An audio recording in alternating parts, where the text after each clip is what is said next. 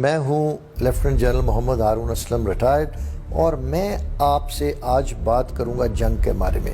یہ وہ جنگ ہے جو پاکستان پر مسلط کر دی گئی ہے کچھ عرصے سے، اور یہ ہے 5th جنریشن یا ہائیبرڈ وارفیئر۔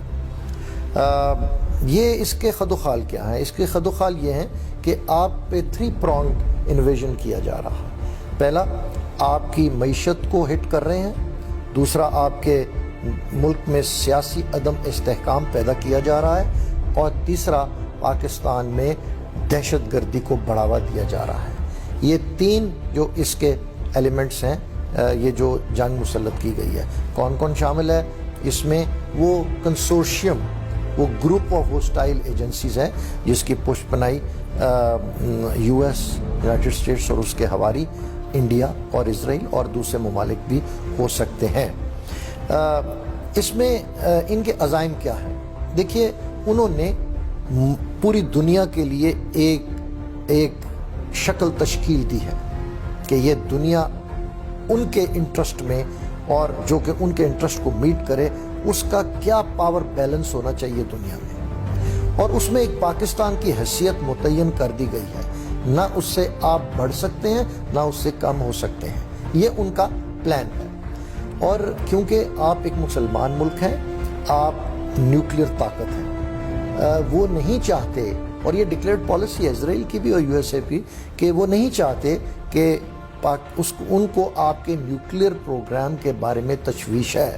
اس کا مطلب یہ ہے کہ وہ نہیں چاہتے کہ آپ ایک اکنامک پاور، ریجنل پاور بن جائیں، اور آپ ان پہ ڈپینڈنس نہ ہو، آپ کی معاشی طور پہ اپنا ملک چلانے کے لیے ڈپینڈنسی نہ ہو، تو آپ اپنے انڈیپینڈنٹ ڈیسیجنس لیں گے۔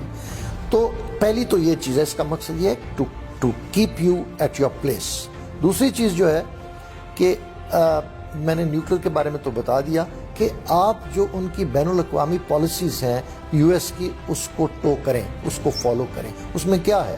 China is a world power, اور اس کے گروتھ کو انہوں نے چیک کرنا ہے، جس میں بیلٹ اینڈ روڈ انیشیٹو تھا، ساؤتھ ایشیا کے حوالے سے سری لنکا تھا، اس میں بنگلہ دیش تھا، پاکستان تھا۔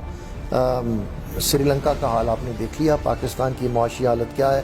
بنگلہ دیش کو بھی تنبیہ کر دی گئی ہے، اور وہ بھی IMF کے پاس چلا گیا ہے، اور اس کی بھی تھوڑی سی اس کو تنبیہ اس طرح کی گئی ہے کہ آپ اس کو ابھی چائنا کی گود میں آپ مت جائیے۔ نیپال کا بھی ہم نے سنا ہے کہ اس کو بھی فینس مینڈنگ انڈیا سے کر رہا ہے۔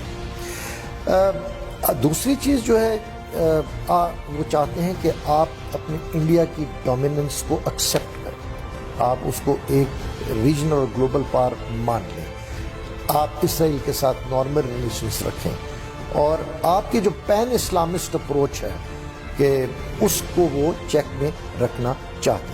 یہ موٹے موٹے مقاصد ہیں ان کے۔ اس میں ایک اور میں اس حوالے سے بات کروں گا کہ 1923 میں ایک ٹریٹی آف لوزان ہوئی تھی۔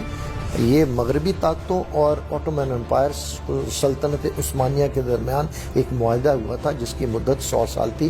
2023 میں وہ مدت ختم ہو رہی ہے۔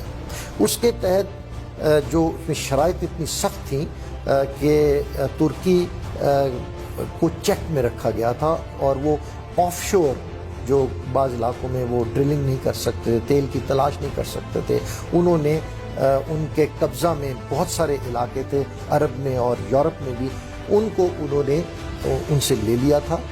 اور جب یہ ٹریٹی ختم ہوگی تو ہم یہ کہہ سکتے ہیں کہ ترکی کا جو اثر و رسوخ جو ہے وہ بڑھے گا، وہ زیادہ اس کا لبرٹی آف ایکشن بڑھ جائے گا۔ اور اس ماحول میں اگر ایک مسلم ممالک ایران تو پہلے ہی ان کے لیے ان کی نظروں میں کھٹکتا ہے، اور پاکستان بھی ایک پین اسلامسٹ طور پہ ابھرے تو وہ یہ برداشت نہیں کر سکتے۔ جیسا کہ میں اس سے ریلیٹ کروں گا، عمران خان سے US کو کیا پرابلم تھا؟ یہ نہیں تھا کہ وہ کہتے ہیں جی سخت زبان استعمال کرتا تھا اور ایبسولوٹلی ناٹ کہہ دیا، نہیں۔ فلپین کا ایک اس سے پہلے صدر تھے، ان کا نام تھا روڈی، ان کو کہتے تھے روڈریگو ڈوٹرٹ، وہ گالیاں نکالتے تھے امریکہ کو کھڑے ہو کے اسٹیج کے اوپر، لیکن امریکہ سے نارمل تعلقات تھے، امریکہ ان کو برداشت کرتا تھا ان اٹس اسٹریٹجک انٹرسٹ، اس کے اپنے انٹرسٹ تھے۔ تو پرابلم عمران خان کے ساتھ یہ ان کو تھا کہ وہ ایک پین اسلامسٹ اپروچ رکھتا تھا، وہ یونائٹڈ نیشنز میں جا کے اس نے اسلام کی بات کی. وہ چاہتا تھا کہ مسلمان دنیا میں جہاں بھی رہیں وہ خوشحال رہیں. وہ مسلمان کی دنیا میں وہ پاپولر ہوتا جا رہا تھا. یہ ایک اپروچ ہے. اور دوسرا, جب ان کو تھوڑی سی انویسٹمنٹ سے ایک ایسے لیڈرز مل جائیں جو کہ ان کی بات بھی مانیں, ان کے لیے ان کو ڈیل کرنا بھی آسان ہو, تو وہ کیوں عمران خان کو برداشت کریں گے. تو یہ مقصد تھا آپ کو بتانا کہ پاکستان کے خلاف کس طریقے سے جنگ نافذ کی گئی ہے. ابھی مجھے لوگ کہتے ہیں کہ جن صاحب آپ پرابلم بتا دیتے ہیں لیکن اس کا حل نہیں بتاتے. حل میرے نزدیک یہ ہے لانگ ٹرم, یہ کہ جتنے بھی ایلیمنٹس آف نیشنل پاور ہیں ان کو جو کنٹرول کرتے ہیں, ہمیں نیشنل انٹرسٹ میں اپنی پالیسیز بنانی چاہیے, نہ کہ کسی اور ملک کے انٹرسٹ میں. اور شارٹ ٹرم یہ ہے کہ go by the will of the people, لوگوں کی بات سنیں کہ لوگ کیا چاہتے ہیں. جنرل الیکشنز کرائیے, ملک میں سیاسی استحکام پیدا ہوگا, معیشت بھی ٹھیک ہو جائے گی اور ہماری لانگ ٹرم پالیسیز بھی بہتر ہوں گی. یہی آج کا بیانیہ تھا. اپنا خیال رکھیے گا. پاکستان زندہ باد.